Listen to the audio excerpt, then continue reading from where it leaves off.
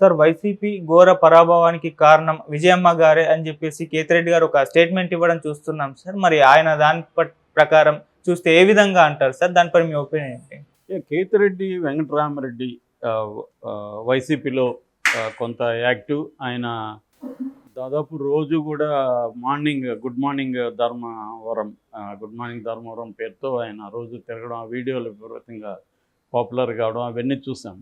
So ఆయన ఓడిపోతాడని ఎవరు కూడా అనుకోలేదు. ఖచ్చితంగా ఈ వ్యక్తి గెలుస్తాడు, ఎందుకంటే ఇంతగా ప్రజల్లో నిరంతరం ఉండి ప్రజా సమస్యలను పట్టించుకొని ఇంకెవరు కూడా లేరు అసలు. సో అయితే దీన్ని కొంత తెలుగుదేశం లోకేష్ కానీ వీళ్ళు ఈయన ఎందుకు తిరుగుతున్నాం అంటే ల్యాండ్స్ ఆక్యుపై చేసుకోవడానికి అట్లాంటివి కథనాలని వదిలేరు. కానీ ఆయన అసలు ఓడిపోతాడని ఆయన కూడా కళ్ళగనలేదు. రెండోది, అక్కడ సత్యకుమార్ ఇప్పుడు ఆరోగ్య శాఖ మంత్రి, ఆయన అక్కడ అవుట్ సైడర్, నాన్ లోకలు. మామూలుగా అయితే అక్కడ పరిటాల శ్రీరామ్ ఆశించే టికెట్, బట్ అది ఇవ్వకుండా సత్యకుమార్కి ఇచ్చారు. అది కూడా ఆశ్చర్యమైంది అందరికీ. సత్యకుమార్ ముందు నుంచి కూడా తెలుగుదేశానికి సపోర్టరు బీజేపీలో. సో అందుకని రెండోది వెంకయ్య నాయుడు దగ్గర ఉన్నాడు కాబట్టి వెంకయ్య నాయుడు రికమెండేషన్తో చంద్రబాబు ఇచ్చినట్టుగా అందరూ కూడా చెప్తున్నారు. ఏదేమైనా సత్యకుమార్ గెలవడం అనేది అందరికీ షాక్, ఆశ్చర్యము.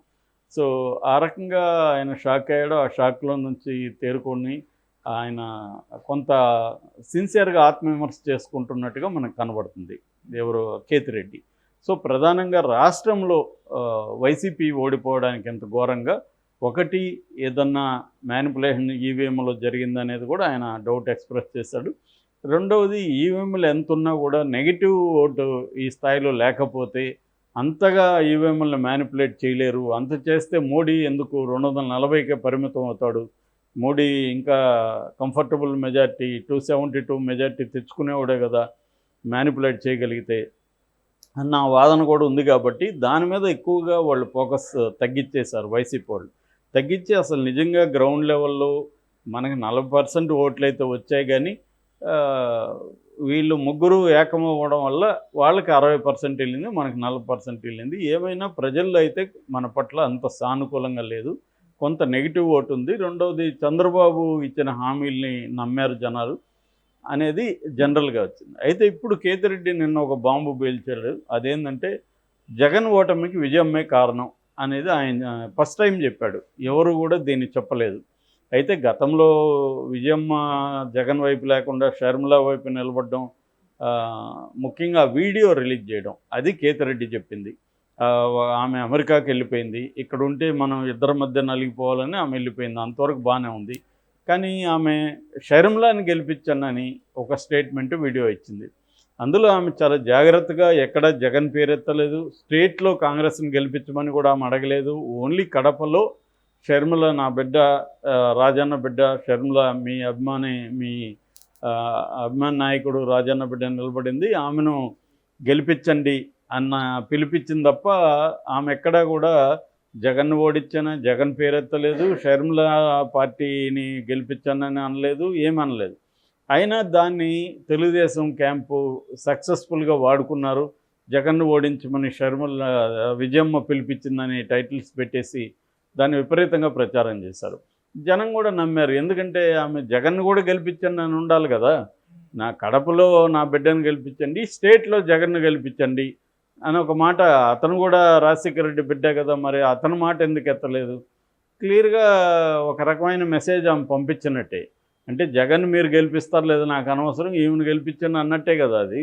దాన్ని ఇంకా ఎక్స్ట్రీమ్కి తీసుకెళ్తే జగన్ మీరు ఓడించినా నాకేం ఇబ్బంది లేదు అన్నట్టుగానే ఉంది. సో అది కొంత పనిచేసింది.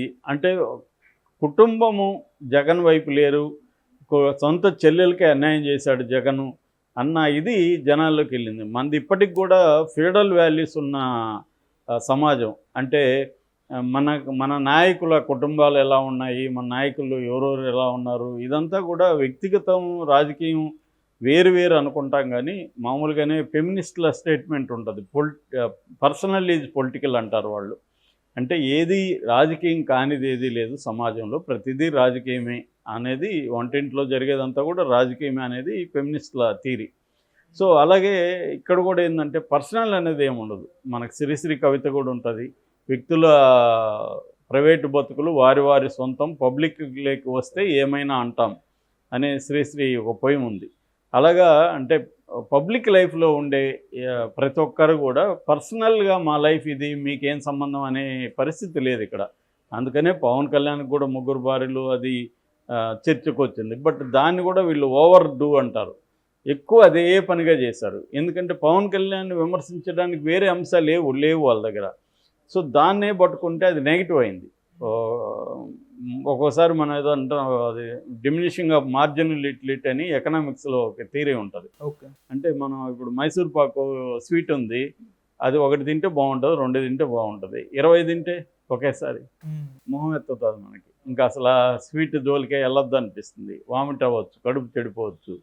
అలాగా ప్రతిదానికి ఒక లిమిటేషన్ అనేది ఉంటుంది. అందువల్ల డిమినిషింగ్ ఆఫ్ మార్జినలిటీ అని ఉపాంత ప్రయోజనం అని ఎకనామిక్స్లో చెప్తారు. అంటే ఏదైనా కూడా లాగద్దు అని. సో అలాగే లాగారు, అది కూడా రివర్స్ అయింది. సో ఈ కాంటెక్స్లో కేతిరెడ్డి కేవలం విజయమ్మదే చెప్పలేదు, అనేక విషయాలు చెప్పాడు. అందులో ఒకటేమంటే ప్రజల్ని మెప్పించలేకపోయినాం మనం, ప్రజల్లో నమ్మకాన్ని కలిగించలేకపోయినాం.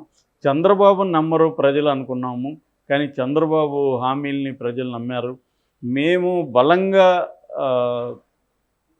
ప్రజలకు ఇచ్చిన ఏరియాల్లో కూడా నాకు ఓట్లు రాలేదు.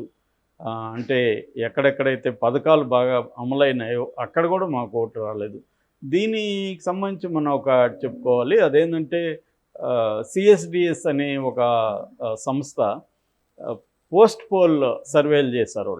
వాళ్ళు పోస్ట్ పోల్ చేసినప్పుడు ఆంధ్రప్రదేశ్లో గురించి ఆయన సంజయ్ అని దాని కో డైరెక్టర్, ఆయన చెప్పింది ఏంటంటే ఒక్కొక్కసారి నీకు వేరే కారణాల వల్ల ఆ నాయకుడు నచ్చకపోతే ఆ నాయకుడు నీకు ఎంత మేలు చేసినా ఏం చేశాడు సార్ ఆయన అనేస్తారు.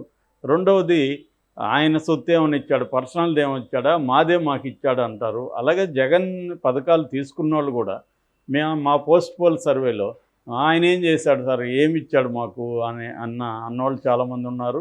అట్లాగే ఆయన ఏమన్నా సొంత డబ్బులు ఇచ్చాడా, గవర్నమెంట్ ప్రజల సొత్తే కదా ఇచ్చాడు అనేవాళ్ళు ఉన్నారు. అంటే జగన్ మీద వాళ్ళకి వ్యతిరేకత వేరే కారణాల వల్ల వచ్చిన దానివల్ల వాళ్ళకి జగన్ నుంచి వచ్చిన లబ్ధి కావచ్చు, లేకపోతే ప్రయోజనం కావచ్చు, దాన్ని కూడా వాళ్ళు రికగ్నైజ్ చేయడానికి సిద్ధంగా లేరు అనేది పోస్ట్ పోల్ సర్వేలో, సిఎస్డిఎస్ సర్వేలో తేలిందనేది ఆయన సంజయ్ మాట్లాడారు. సో అలాగా రకరకాల కారణాలు ఉంటాయి. సో ప్రధానంగా ఇప్పుడు ఏంటంటే ఇప్పటి వరకు మామూలుగానే ఎనీ రీజనల్ పార్టీలో ఇంటర్నల్ డెమోక్రసీ అనేది ఉండదు. కొంతవరకు కాంగ్రెస్లో ఇంటర్నల్ డెమోక్రసీ ఉంటుంది, బీజేపీలో చాలా చాలా తక్కువ, రీజనల్ పార్టీలో అసలు ఉండదు. సో అలాగే జగన్ పార్టీలో కూడా ఇంటర్నల్ డెమోక్రసీ లేదు. అంటే జగన్ మీద ఓపెన్గా విమర్శలు చేయడం అనేది ఎవరు చేసే ధైర్యం లేదు. అందుకని జగన్ మీద నేను కొంతమందిని కలిసినా కూడా ఎమ్మెల్యేలు ఎంపీలు వాళ్ళు చెప్పారు లాంగ్ బ్యాక్కి, జగన్ పార్టీని పట్టించుకోవట్లేదు సార్, అసలు రెడ్లే యాంటీగా ఉన్నారు, ఇంతకుముందు ఎవరైతే ఊర్లలో ఆర్గనైజ్ చేసి ఓట్లేశారో వాళ్ళందరినీ జగన్ పక్కన పెట్టేశాడు, జగన్ వర్సెస్ జనం అన్న కాన్సెప్ట్లో వెళ్తున్నాడు, మరి ఇది మంచి జరుగుతుందా చెడ జరుగుతుంది మాకైతే డౌట్గానే ఉంది అని 2-3 ఏళ్లకు ముందుగానే చాలామంది చెప్పిన వాళ్ళు ఉన్నారు. అయితే ఈ విషయాన్ని జగన్ దృష్టికి తీసుకెళ్ళినా అతను వినలేదా, ఈ విషయాలన్నీ ఇప్పుడు మాట్లాడుతున్నారు. దానికి ప్రధాన కారణం అక్కడ సీఎంఓలో ధనంజయ రెడ్డి పేరు ఒకటి గట్టిగా అనిపిస్తుంది, రెండో పేరు సజ్జల రామకృష్ణారెడ్డి. వీళ్ళిద్దరు కూడా ఎవరన్నా రాజకీయ నాయకులు వచ్చి కలిసి జగన్కి గ్రౌండ్ రిపోర్ట్ ఇద్దామనుకుంటే వీళ్ళు అడ్డుపడతారు అనేది ఇప్పుడు విమర్శ. కానీ నేను అనేది ఏమంటే ఇప్పటికైనా మీరు జగన్ని తిట్టండి, కానీ వాళ్ళని అధికారులను తిట్టితే ఏం లాభం? జగన్ కదా వాళ్ళని పెట్టింది, జగన్ ఆ సిస్టమ్ని పెట్టింది ఎవరు? జగన్ నేను పలానా వాళ్ళు ఎవరు వచ్చినా కూడా నాకు పంపించండి అని జగన్ చెప్తే వాళ్ళు పంపించకుండా అడ్డుకుంటారా? కాబట్టి అది అధికారులని ధనంజయ రెడ్డినో సజ్జలను తిట్టడం అనేది రాంగ్. వాళ్ళు ఏంటంటే వాళ్ళు ప్రజలతో పనిచేసిన వాళ్ళు కాదు, ఇద్దరు కూడా వాళ్ళు అధికారులు. ఆయన అధికారి, ఈయనేమో జర్నలిస్ట్గా ఉండి వచ్చాడు. సో మన బాస్ ఏం చెప్పాడు అది చేద్దామని అనుకుంటారు. ఈ క్రమంలో వాళ్ళకి కూడా పవర్ వస్తుంది కాబట్టి పవర్ మిస్యూజ్ ఎప్పుడైనా అవుతుంది. మనకి అబ్సల్యూట్ పవర్ కరప్ట్స్ అబ్సల్యూట్లని లాంగ్ బ్యాకే పొలిటికల్ సైంటిస్టులు చెప్పారు. కాబట్టి ఆ రకంగా జగన్ దగ్గర వీళ్ళిద్దరూకి అబ్సల్యూట్ పవర్ ఇచ్చింది ఎవరు? జగన్.